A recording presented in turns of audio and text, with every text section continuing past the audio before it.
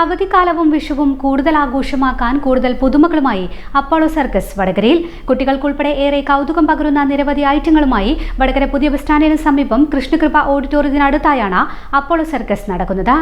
ഈ പത്രസമ്മേളനം ഞാൻ നടത്തുന്നത് ഈ സർക്കസിൻ്റെ കാര്യങ്ങളൊന്ന് ഹൈലൈറ്റ് ചെയ്യാൻ വേണ്ടിയിട്ടാണ് നമ്മൾ ചെയ്യുന്നത്. ഇതിന് പ്രധാനമായിട്ട് പറയാനുള്ള, നമുക്ക് ഈ പ്രാവശ്യം ഇത്യോപ്യൻ കലാകാരൻ്റെ പ്രകടനമാണ് ജനങ്ങൾക്ക് പൊതുവേ നല്ലൊരു അഭിപ്രായം പറയുന്നത് കേട്ടത്. കാരണം അവർ അക്രോബാറ്റിക്സ് വളരെ ഫാസ്റ്റാണ്, വളരെ ലൈവാണ്, വളരെ ആക്റ്റീവാണ്. അപ്പോൾ അത് കാണാൻ ആൾക്കാർ വളരെയധികം ഇഷ്ടപ്പെട്ടു. അതിന് പുറമെ നമുക്ക് ഏകദേശം ഒരു 10-20 ഇനങ്ങളുണ്ട് ഇതിൽ. അപ്പോൾ ആ ഇനങ്ങളും നല്ലൊരു അഭിപ്രായം നമുക്ക് കിട്ടിയത്. അതിൻ്റെ അടിസ്ഥാനത്തിൽ ഈ ഒരാഴ്ച നമുക്ക് നല്ലൊരു റെസ്പോൺസ് ഉണ്ടാവും എന്നുള്ളൊരു പൂർണ്ണ വിശ്വാസത്തോടെയാണ് ഞാൻ ഈ പത്രസമ്മേളനം നടത്തുന്നത്.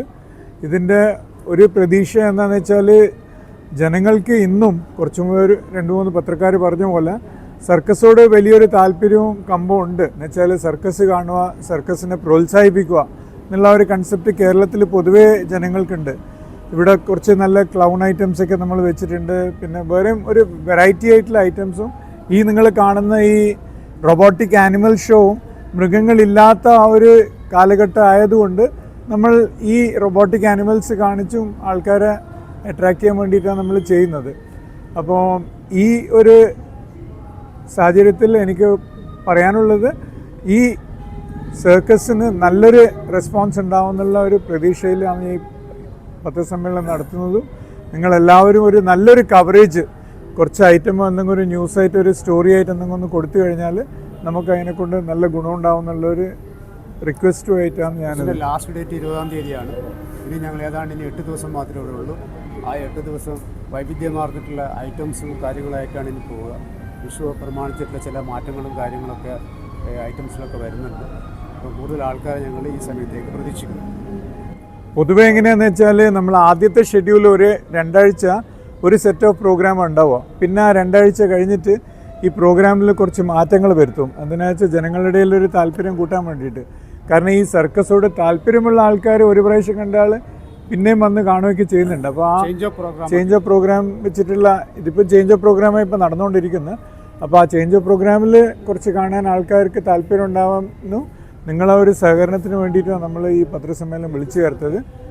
കുറച്ച് ഐറ്റംസ് മാറ്റിയിട്ട്, നമ്മൾ പൊതുവേ ഇപ്പോൾ നമ്മുടെ അടുത്ത് ഇപ്പോൾ 20-24-25 ഐറ്റംസ് ഉണ്ടെങ്കിൽ ഇതിന് പുറമേ ഒരു ബാക്കപ്പിലൊരു 10 ഐറ്റംസ് വേറെ ഉണ്ടാവും. അപ്പോൾ ടോട്ടലി ഒരു 35 ഐറ്റംസ് ഉണ്ടെങ്കിൽ ആ ഐറ്റംസ് മാറ്റിയിട്ട് ഒരു 10 പുതിയ ഐറ്റംസ് നമ്മുടെ അടുത്തുള്ളതിൽ നിന്ന് കുറച്ച് വ്യത്യാസമുള്ള ഐറ്റംസും കൂടി ഉൾപ്പെടുത്തിയിട്ട് നമ്മളത് കൊണ്ടുവരും. അതാണ് അതിൻ്റെ പൊതുവേ. ഇവിടെ ഇപ്പോൾ നമ്മൾ ഈ ഉയരത്തിൽ ചെയ്യുന്ന ഐറ്റം ഉണ്ടല്ലോ, ഉയരത്തിൽ ചെയ്യുന്ന നമ്മൾ നവാർപട്ടി, സാരി ആക്രോബാറ്റ്, പിന്നെ ഡാൻസ് ഐറ്റംസ്, ഇതൊക്കെ ജനങ്ങളുടെ ഇടയിൽ നല്ലൊരു ലൈവായിട്ടുള്ളൊരു സംഭവമാണ്.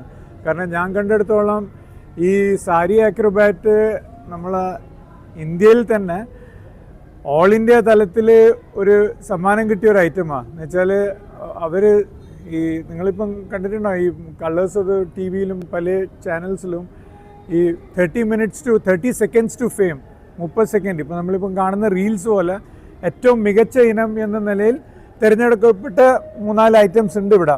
അതും നമ്മൾ ഇതിൽ ഉൾപ്പെടുത്തിയിട്ടുണ്ട്.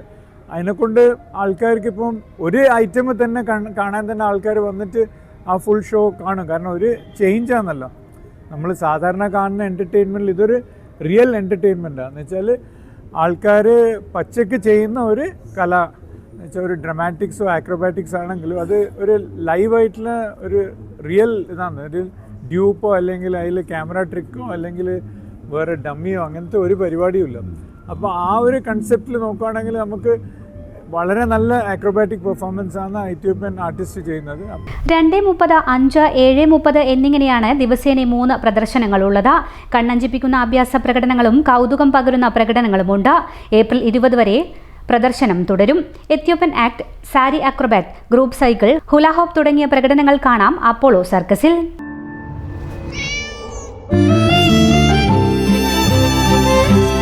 എന്റെ ഇഷ്ടങ്ങൾ എന്റെ ഫാമിലിക്ക് അറിയാം. Family wedding centre.